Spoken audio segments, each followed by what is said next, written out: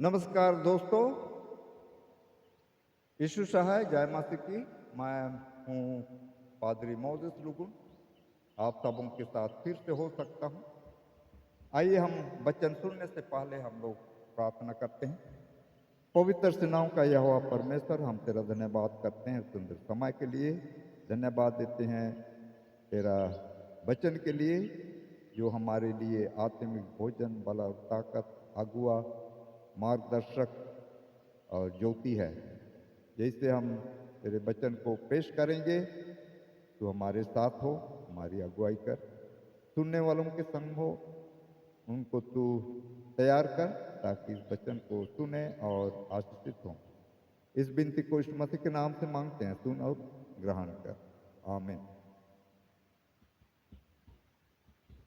क्या प्रभु भोज से पहले पांव धोने की विधि जरूरी है? हम लोग बाइबल में 4 सुसमाचार पाते हैं, विशेषकर नए नियम में मत्ती, मार्क, लूक, यूहन्ना। मत्ती, मार्क, लूक में पांव धोने की विधि के बारे में चर्चा नहीं है, लेकिन यूहन्ना का किताब 13 अध्याय में इसका चर्चा है। तो आइए मैं एक छोटा सा कहानी बताता हूं। ये सच्ची घटना है। एक बुद्धिस्ट मॉन्क था। उसने बहुत सुंदर मोनास्ट्री बनाया, मठ बनाया, और वो चाहता था कि उसके दीवार में जो है हर एक धर्म का कुछ निशाना हो, हर एक धर्म का कुछ प्रतीक हो, ताकि वो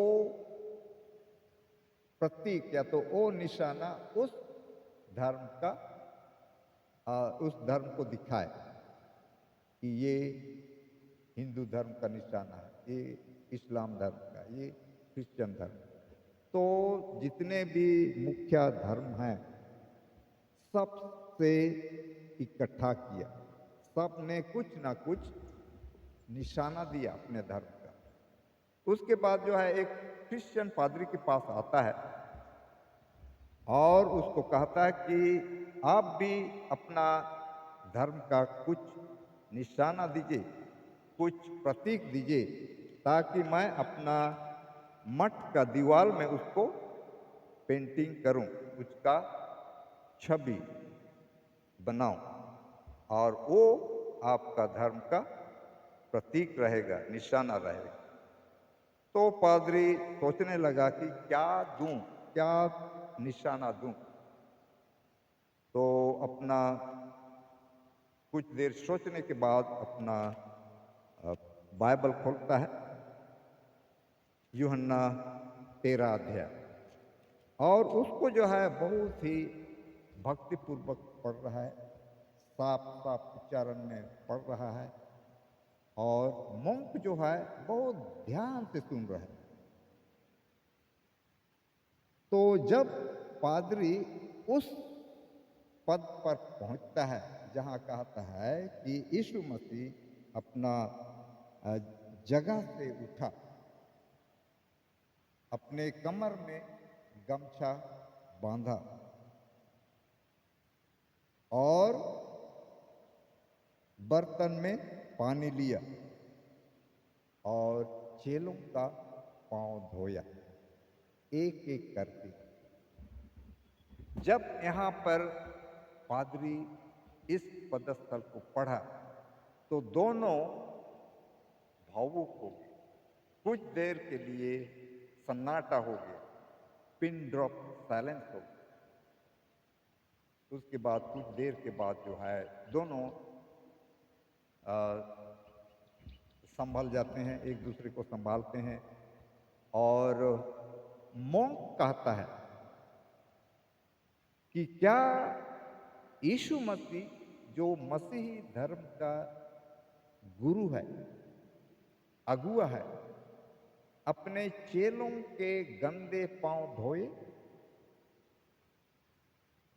पादरी अपना सिर को हिलाता है इस तरह से। उसके बाद मॉन्क कहता है फिर से कि अब मैं समझ गया मसीही क्या है, अब मैं जान गया मसीहियत क्या है। Now I know what is Christianity. जी हाँ, मसीही धर्म जो है नम्रता का शिक्षा हम लोग पाते हैं। तो यीशु मसीह चेलों का पांव धो के ये एक नमूना दिखाया, एग्जाम्पल दिखाया नम्रता का। तो हम लोग यूहन्ना 13 अध्याय में ये पाते हैं कि यीशु मसीह जो है चेलों का पांव धोता है।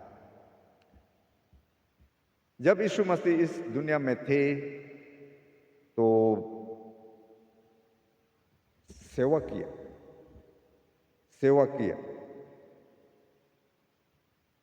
और जब समय आया कि अब उसका जिस काम के लिए वो आया था, पापों का क्षमा के लिए, पापों का दाम चुकाने के लिए उसको बलिदान होना है, समय आया तो चेलों के साथ जो है आखिरी फसह का पर्व मनाने के लिए एक कमरे में जमा होते हैं, उपरावती कोठरी में, और वहाँ सब चीज का बंदोबस्त था। बर्तन में पानी था, तौलिया था, लेकिन एक चीज की कमी थी, वहां पर नौकर नहीं था जो उनका पांव धोता। चेलों को ये काम करना था, चेलों में से एक को ये काम करना था, लेकिन चेलों के मन में तरह तरह का सोच विचार आ रहा था, ईर्ष्या, डाह, ये सारे विचार आ रहे थे। एक दूसरे के साथ भेदभाव था। तो जब यीशु मसीह उनके मन की बात को पढ़ लिया तो खुद ही अपनी जगह से उठता है, कमर में गमछा बांधता है, बर्तन में पानी लेता है और एक चेलों का पांव धोने लगा, एक एक करके। जब पतरस के पास आता है तो पतरस कहता है कि हे प्रभु, तू मेरा पांव कभी धोने ना पाएगा। यीशु मसीह जवाब देता है, अगर मैं तेरा पांव नहीं धोता हूं तो तुम्हारा और मेरे बीच में कोई रिश्ता नहीं है, कोई संबंध नहीं है। तो पतरस कहता है, प्रभु अगर ऐसी बात है तो मुझे पूरा नहला देना, सिर्फ पांव ही क्यों, पूरा शरीर नहला देना। तो यीशु मसीह फिर कहता है कि जो नहा चुका है उसको नहाने का आवश्यकता नहीं है, सिर्फ पांव धोने की आवश्यकता है। यीशु मसीह उस बात को यहाँ ध्यान में लाता है। बपतिस्मा, यीशु मसीह का कहने का मतलब, तुम लोग बपतिस्मा ले चुके हो, तुम लोग अपने पापों के लिए पश्चाताप कर लिए हो, तुम लोगों का पाप क्षमा हो चुका है। बपतिस्मा के समय यीशु मसीह का अनुग्रह से तुम लोग का पाप क्षमा हो चुका है। लेकिन जब हम मसीह जीवन जीते हैं तो हम पाप कर डालते हैं, इसलिए ये पांव धोने की विधि एक ऐसा विधि है जहां पर फिर से हम लोग एक दूसरे को क्षमा कर सकते हैं। एक दूसरे के साथ अनबन हो गया है, झगड़ा हो गया है, तो उसको हम लोग यहाँ साफ करते हैं, समझौता कर लेते हैं। तो ये चीज है। तो यीशु मसीह जो है पांव धो करके चेलों का मन को तैयार किया है, मन को तैयार किया है ताकि वो लोग रोटी और दाखरस की विधि में शामिल हो सके। इस स्थिति में जैसे उनके मन के विचार थे, भेदभाव थे, इस स्थिति में वे उस विधि में शामिल नहीं हो सकते थे। इसलिए यीशु मसीह उनका हृदय को तैयार किया। जब उनका पांव को धोया तो वो लोग उनके नम्र हो गए, वो लोग नम्र हो गए। उनके मन में जो भेदभाव था, भेदभाव का विचार था, सब क्या हो गया? गायब हो गया। अब वो लोग प्रभु भोज की विधि में शामिल होने के योग्य बन गए। तो आइए हम लोग देखेंगे कि 4 बिंदु, 4 शिक्षा हम लोग प्राप्त करते हैं पांव धोने की विधि से। पहला है नम्रता की विधि। नम्रता का शिक्षा हम लोग प्राप्त करते हैं। फिलिपियों 2 उसका 6 और 7 में कहता है, जिसने परमेश्वर के स्वरूप में हो करके भी परमेश्वर के तुल्य होने को अपने वश में रखने की वस्तु ना समझा, वरन अपने आप को शून्य कर दिया और दास का रूप धारण किया और मनुष्य की समानता में हो गया। जी हाँ, प्रभु यीशु मसीह परमेश्वर था, परमेश्वर था, परमेश्वर होते हुए भी, परमेश्वर का पुत्र होते हुए भी अपने आप को शून्य कर दिया और दास का रूप धारण किया, नौकर का रूप धारण किया। और जब प्रभु भोज की पांव धोने की विधि में जब चेलों का पांव धोया तो ये बात वहां पूरी होती है कि यीशु मसीह सचमुच में हमारा उद्धार के लिए नीच से नीच काम करने के लिए तैयार था, मनुष्य का उद्धार के लिए। तो पहला शिक्षा हम लोग पाते हैं नम्रता। मत्ती 20 उसका 28 में कहता है, जैसे कि मनुष्य का पुत्र इसलिए नहीं आया कि उसकी सेवा टहल की जाए, परंतु इसलिए आया कि आप सेवा टहल करें और बहुतों को छुड़ौती के लिए अपने प्राण दें। यीशु मसीह इस पृथ्वी में आया सेवा पाने के लिए नहीं कि लोग उसकी सेवा करें, नहीं,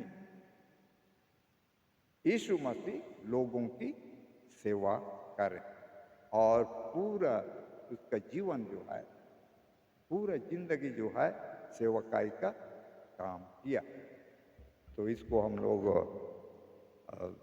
बाइबल में हम लोग पाते हैं, बड़े बड़े चमत्कार का काम किए, लोगों की सेवा किया। तो इस तरह से जो है यीशु मसीह सेवा करने के लिए इस पृथ्वी पर आया।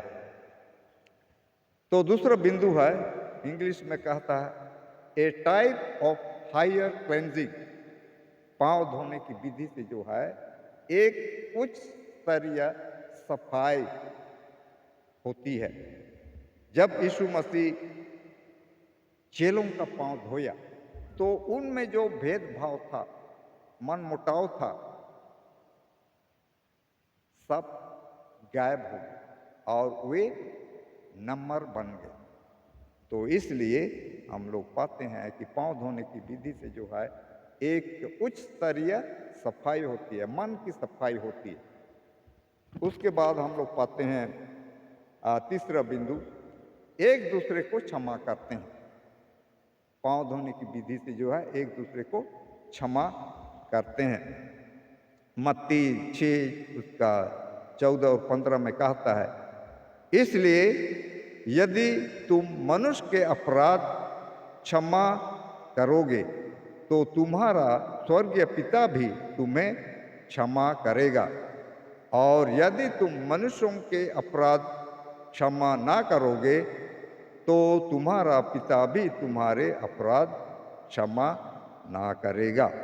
जी हाँ, बिल्कुल साफ है कि हम अपने भाई बहन को अगर क्षमा नहीं करते हैं तो पिता परमेश्वर भी हमारा अपराध को क्षमा नहीं करेगा। चौथा बिंदु है यीशु और विश्वासियों के साथ संगति। यीशु और विश्वासियों के साथ संगति। यीशु मसीह अपने चेलों को अंत तक प्यार किया। जब पतरस यीशु मसीह को उसका पांव धोने से मना करता है तो यीशु मसीह उसको कहता है कि अगर मैं तुम्हारा पांव ना धोऊं तो तुम्हारा और मेरा बीच में कोई संबंध नहीं, कोई रिश्ता नहीं। जी हाँ, तो ये पांव धोने की विधि जो है, पांव धोने की विधि से जो है हमारा संबंध यीशु मसीह के साथ और भाई बहनों के साथ संबंध बनता है। तो ये हमारा चौथा बिंदु है, यीशु मसीह और विश्वासियों के साथ संबंध जोड़ता है। आइए हम आएंगे आप प्रभु भोज की विधि में रोटी और दाखरस। ये जो है फसह पर्व से आता है। अगर इसका इतिहास देखेंगे तो प्रभु भोज की विधि जो है फसह पर्व से आता है। जब इस्राएली मिस्र में बंधुआ थे, उन पर बहुत अत्याचार हो रहा था, तो परमेश्वर देखा कि उसके लोग जो हैं बहुत सताए जा रहे हैं, उन पर अत्याचार हो रहा है, तो हारून और मूसा को भेजता है और वे उनको जो है मिस्र से छुड़ा के लाते हैं। और फसह पर्व परमेश्वर ही स्थापित किया। परमेश्वर ही इस्राएलियों से कहा कि तुम लोग फसह पर्व हर साल मनाओ, ताकि तुम लोग याद करो, उस दिन को याद करो कि जब तुम मिस्र में थे कितना दुख तकलीफ सहता था, कितना अत्याचार होता था तुम्हारा, और मैंने तुम्हें वहाँ से छुड़ा के लाया, उस बंधुआ से छुड़ा के लाया। तो उस दिन को स्मरण करने के लिए उनको फसह पर्व मनाने के लिए कहा था। तो प्रभु भोज की विधि किस चीज को दिखाता है? प्रभु भोज की विधि जो है पाप से छुटकारा को याद कराता है, हमारा पाप से छुटकारा कि यीशु मसीह हमारे पापों के निमित्त बलिदान हुआ, हमारे पापों के निमित्त लहू बहाया, वो चीज को स्मरण कराता है। दूसरा बिंदु है यीशु के साथ संगति। यीशु के साथ संगति। आइए हम लोग एक पदस्थल पढ़ेंगे जो मिलता है 1 कुरिन्थी 10 अध्याय उसका 16 और 17 पद। 1 कुरिन्थी 10 अध्याय उसका 16 और 17 पद पढ़ते हैं।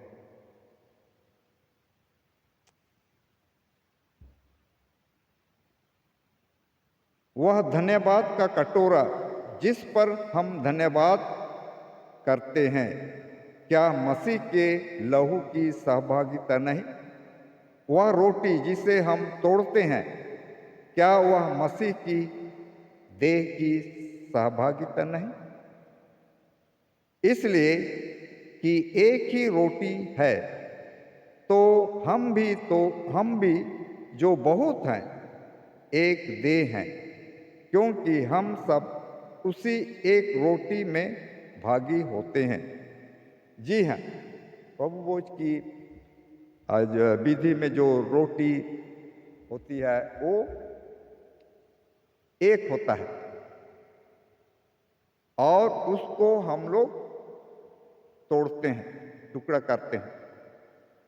एक रोटी, उसी रोटी से सबको हम लोग सर्व करते हैं। तो इसलिए कहता है हम लोग, मतलब प्रभु में हम एक हैं, एक यूनिटी को दिखाता है, मंडली में यूनिटी को दिखाता है। यीशु मसीह हमारा शरीर है और हम उसके अंग हैं। जैसे एक रोटी ही से हम बहुत कोई उसमें शामिल होते हैं, एक रोटी।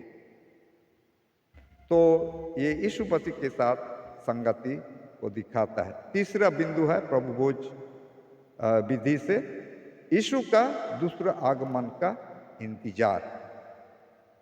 यीशु मसीह का दूसरा आगमन का इंतजार करते हैं। हम पढ़ेंगे इसको पहला कोरिन्थ 11 उसका 26 पद में। यहाँ कहता है, क्योंकि जब कभी तुम या रोटी खाते और इस कटोरे में से पीते हो तो प्रभु का मृत्यु को जब तक वह ना आए प्रचार करते हो। फिर से पढ़ता हूं, क्योंकि जब कभी तुम यह रोटी खाते और इस कटोरे में से पीते हो तो प्रभु का मृत्यु को जब तक वह ना आए प्रचार करते हो। जी हाँ, तो प्रभु भोज की विधि से हम लोग क्या करते हैं, यीशु मसीह का मृत्यु और उसका आगमन को हम लोग प्रचार करते हैं। बीती हुई घटना और आने वाली घटना को हाँ ये जोड़ता है। प्रभु भोज की विधि जो है जोड़ता है यीशु मसीह का मृत्यु और उसका आगमन, दोनों को जोड़ता है। कितनी अच्छी बात है प्रभु भोज की विधि। और इसमें शामिल होना हर एक मसीही को जरूरी है। अगर हम लोग शामिल नहीं होते हैं तो हम लोग बहुत बड़ी गलती करते हैं। इसलिए प्रभु भोज की विधि को हमें इसमें शामिल होना बहुत जरूरी है ताकि हम आशीषित होंगे। अगर हम नहीं करते हैं तो हमारा विश्वास यीशु मसीह पर नहीं है। हमारा विश्वास यीशु मसीह हमारे मृत्यु, हमारे पापों के लिए मरा, ये विश्वास नहीं करते। यीशु मसीह फिर दोबारा आएगा, ये विश्वास नहीं करते। क्योंकि प्रभु भोज की विधि यही बात हमें सिखाती है। यीशु मसीह का मृत्यु को याद कराता है और उसका आगमन को याद कराता है। इसलिए मैं प्रभु का वचन से कहता हूँ कि ये विधि में शामिल होना हर एक मसीह भाई बहन को जरूरी है। और इसमें वंचित होना मतलब परमेश्वर का आशीष से वंचित होना। परमेश्वर आप सबों को आशीष दे, मदद करे कि हर प्रभु भोज की विधि में शामिल हों और आशीषित हों। धन्यवाद। आइए हम प्रार्थना करें। धन्यवाद देते हैं प्रभु तेरे वचन के लिए जो हमारे लिए आत्मिक भोजन, आत्मिक बल है, आत्मिक अगुआ है। जैसे हमने प्रभु भोज की विधि, पाँव धोने की विधि पर चर्चा की, तो हम सबों को मदद कर कि हम इसका पालन करें और आशीष प्राप्त करें। इस विनती को यीशु मसीह के नाम से मांगते हैं, सुन और ग्रहण कर। आमीन।